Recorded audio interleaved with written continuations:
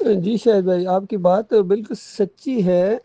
اصل مسئلہ یہ ہے کہ یہ جو مسلمان گمراہ ہوئے ہیں نا، انہوں نے، چونکہ ان کے بڑے جو تھے وہ ظاہری بات ہے ہندو تھے یہاں، اور جو اسلام کی جو بھی جس طریقے سے کلمہ ان تک پہنچا، لیکن انہوں نے کلمہ سمجھے بغیر پڑھ لیا اور سمجھ گئے کہ مسلمان ہو گئے۔ ان کے طریقے وہ ہندوؤں والے اور رسم رواج وہ ہندوؤں والے وہ نہیں انہوں نے چھوڑے ہیں۔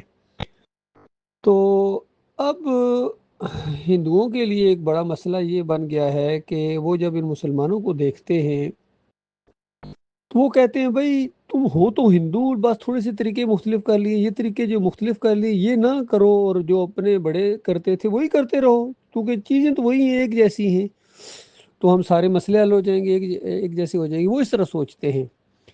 یہ موتی جواہر لال نہرو کے بارے میں آتا ہے کہ اس نے ایک دفعہ بڑی تاریخی تقریر کے اندر یہ بات کہی تھی۔ کہتا ہے کہ مجھے بھی کبھی کبھی شک ہوتا تھا کہ یہ مسلمان اور ہندو دو ہی قومیں نہ ہوں، کیونکہ یہ دو قومی نظریہ آگے آیا تھا نا کہ ہم دو قومیں ہیں جی، تم وہ ہو اور ہم یہ ہیں۔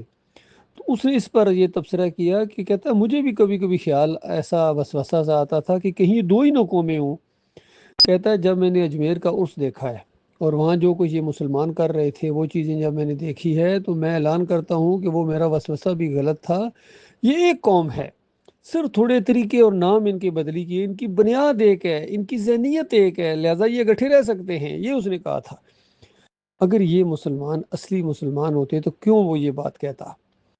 اصلی مسلمان ہوتے تو خود بھی وہ فرق نظر آتا، اور وہ ہندوؤں کے لیے چانس موجود تھا کہ وہ غور کرتے، کیونکہ وہ ہاں کہتے ہیں بھائی اوپر والا اوپر والا، تو پھر اب یہ دیکھتے کہ یہ مسلمان ہے، یہ تو صرف اوپر والے کی بندگی کرتے ہیں، نیچے زمین کے اوپر تو کوئی ان کی ایسی چیز ہے ہی نہیں ہے جس کی یہ بندگی کریں، جس کے سامنے جھکیں، رکوع کریں، سجدے کریں، تو وہ فرق محسوس کرتے۔ اب وہ یہ فرق نہیں محسوس کر رہے ہیں، اس کے لیے یہ مجرم ہیں، یہ مسلمان بڑے مجرم ہیں۔ اللہ تعالیٰ ان کو ہدایت دے۔ اور بس تھوڑے اور زیادہ کا فرق ہے، کسی میں زیادہ شرک ہے، کسی میں کم شرک ہے، لیکن شرک کے ساتھ سب کے رابطے ہیں، شرک چھوڑنے کے لیے تیار نہیں ہے، ان کے ایسا ان کے لیے میٹھی چیز بن گئی ہے، ماں کے دودھ کی طرح اس کو چوستے ہیں۔ حتیٰ کہ یہ دیوبندی اور اہل حدیث جو جن کو وہابی ٹائپ کہتے ہیں، یہ بھی ان کی کتابیں پڑھیں، عقائد علماء دیوبند پڑھیں، ان کے اندر ایک سے ایک عجیب شرک ہے۔ کہتے ہیں قبروں سے فیض حاصل ہوتا ہے، ان کے وسیلے سے دعا مانگو تو قبول ہوتی ہے، بلکہ محمود الحسن اور شبیر احمد عثمانی نے تو جو تفسیر لکھی اس کے پہلے صفحے کے اوپر توحید کی آیت کو شرک کے اندر بدلی کر دیا۔ کہتے ہیں یا کا نعبد و یا کا نستعین، اس آیت سے معلوم ہوا کہ عبادت بھی اللہ ہی کی ہے اور استعانت بھی اللہ ہی کی ہے، لیکن اس کے کسی مقبول بندے کو خالص واسطہ رحمت الہی سمجھ کر اگر پکارا جائے تو یہ بھی اسی کے اندر آتا ہے۔ بتائیے، جب یہ فلسفہ علماء نے دیا تو تب ہمارے جو عام عوام ہیں وہ جا کے مزاروں کے سامنے سجدے کرتے ہیں، جس طرح عمران خان کے سجدے مشہور ہیں، قبر کے سامنے سجدے بھی کرتے ہیں اور کہتے ہیں ایاک نعبد و ایاک نستعین قائم ہے۔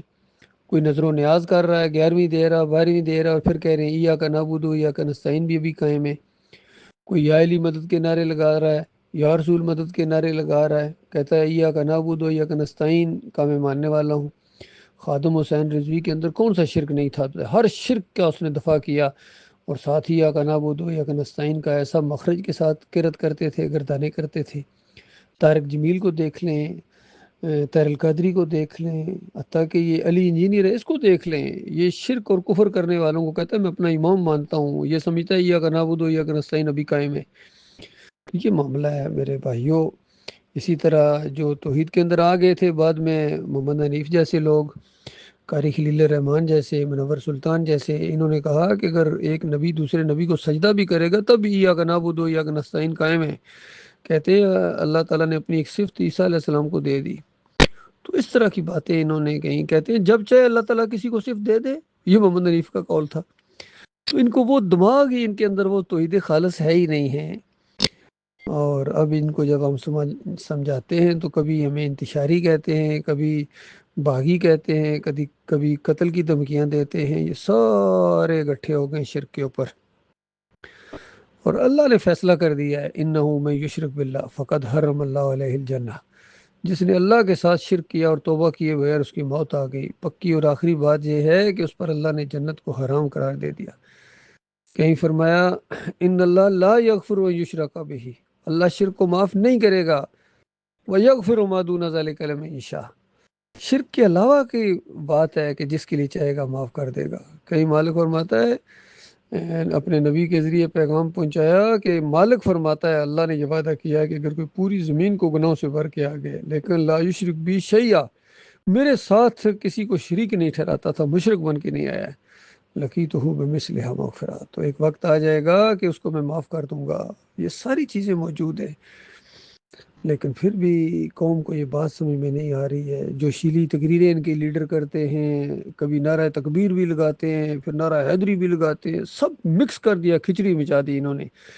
پھر یہ جہاد بھی کرتے ہیں، یہ لڑائیاں بھی کرتے ہیں، ان کے مرتے بھی ہیں، ان کو شہید بھی کہتے ہیں۔ تو ان کے کہنے سے کیا ہوتا ہے؟ حقیقت وہ ہے جو اللہ تعالیٰ نے قرآن اور صحیح حدیث کے اندر بتا دی۔